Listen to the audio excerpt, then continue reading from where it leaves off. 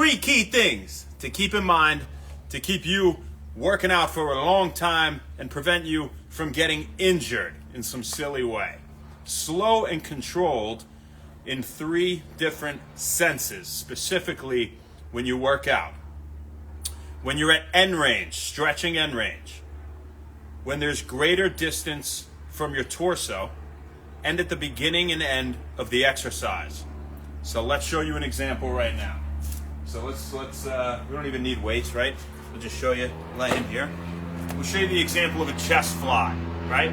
So with a chest fly, it would be nice to get nice and deep, right? It would be nice to get nice and deep because you're getting a pre-stretch in the pecs, and that means more of the muscle has to contract after it has lengthened here to pull the arm back up into adduction and hopefully slight internal rotation, as those are the actions of the pecs, right? So when you're here, you're much more stable than when you're here. Now the shoulder is vulnerable, right? The elbows to cocking like this. So if you're going to do them with your arms straight and you're going to come all the way out in the beginning of a set, when you get down to here, you have to go slow, okay? Slow and controlled. Why is that? And we'll tell you when you don't need to be as slow, but also always in control. That's always. But here, you're at end range, right? In terms of a stretch. Your chest is maximally being stretched. So what does that mean? So for it to come back up from end range, it's a relatively vulnerable position. Even though, again, it's beneficial in terms of working the entire belly of the muscle, right? So from end range, just like if you were doing a pull-up, and you were at end range, you don't want to jerk and then your shoulder goes, right? You would have to be slow and controlled at that portion of the movement, and you would want it to be with lighter weight. If you were using heavier weight on either a chest fly or a pull-up, we'll show you the pull-up because we're sitting up, you'd probably only come down to about 3/4, because when you go up from there, you have some give, right? If it doesn't quite go right up, at least there's give. There's no give here. You're locked out at end range, stretching the lats, and your shoulder could be vulnerable, right? Elbows too, right? So when you're here, same type of concept.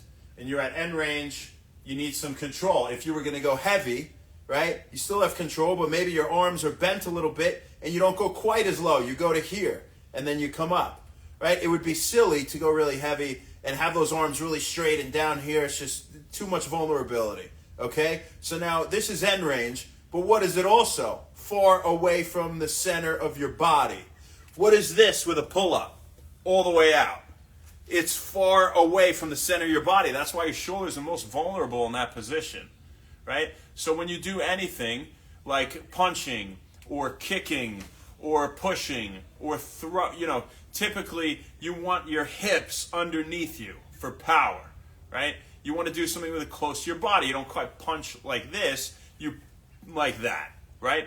You want your hips and your core working, and you want good stability and strength in tight on your body. You're more likely to say hurt your knee, or if your leg is cocked out like this. If they're right underneath your hips, you're always going to be fine for the most part. Okay, so when you're far away from your body, or when you're at end range, now the beginning and end of an exercise. Let's take these two exercises again. So we just did the pull-ups, right? And we're at the top, and then we can't do any more. We just barely got up. Now this is the end of the exercise, so what are we going to do?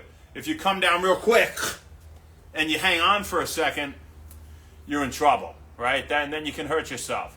Conversely, in the beginning of that pull-up, if you go up real quick from totally extended, it's the same type of thing. So people often get injured in the beginning, the ascend, or at the end, the descend of the workout when you're picking up the weights or putting them back. Take the example of the flies, right? Or say a press. So you're doing the flies. Now if you're here and you go to put them down and you go like this and you let the weight pull your hands down, not in good control, obviously it's not going to be good.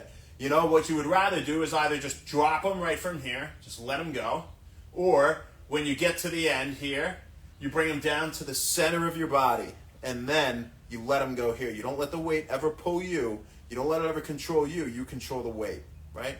So the beginning and end of an exercise as well. And now take those same examples when your body is underneath you, right? Or when that weight, we could say, is in closer proximity to the center of your body.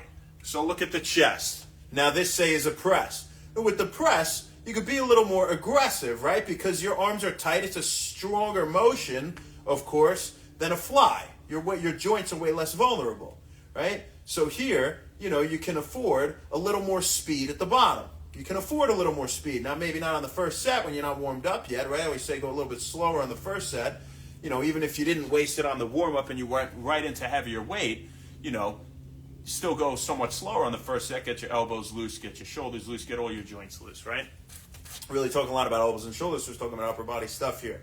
But it's in close proximity so you can afford that, right? That's a big difference. If it's away from the body, you are more vulnerable. That's what we got for you guys, And I wanted to talk about it because I just did a great chest workout with Gerardo Cruz, who is an absolute beast. G, you crushed it, man. And I'm excited to do it again next weekend, hopefully. If our schedules permit that. I'm sure we'll make it happen. But, God bless you, brother. Love you. It was a real pleasure today. And, we were doing chest. And at the end, we were doing some flies, right? And that's what I was saying. And we were going actually to end range. And we were coming up halfway, then back down, then all the way. You think we were going heavy and quick for that? Oh, we were going light. In the beginning, we did the heavier sets. We got our power in. We got our big strength training in. And then at the end, we did some, more isolation stuff like that. We got a birthday before we get out of here. And it's Tess Browning's birthday. Tess, happy birthday, girl. This one's for you. Happy birthday to you. Happy birthday to you. Happy birthday, dear Tess Browning. Happy birthday to you. So many more, girly girl. I hope you're still rocking that Wen Wallace sweatshirt as we are rocking right now. I think it's somewhere here. Yeah. That's an OG one, by the way. That's one of the OG original Wen Wallace sweatshirts. Very few people have those. Who do we got on here? Say what's up to the people. We're going to rock them and roll them. Tommy Ricardo. Shan Hip Hop Parker, D. Sharon Meg, what's up? Kennedy D. Beast from the East. What's up, my mother? Killer from another mother. What's up? Sona KS Jim, nice to see you on here. Appreciate the love. Thanks for hopping on. As for now, that's all we got for you folks. We'll see you tomorrow, baby. Not sure where, not sure when, but we'll see you then. Have a great rest of your day. Thank you very much. Happy Sunday. Happy Wen Wellness. See ya.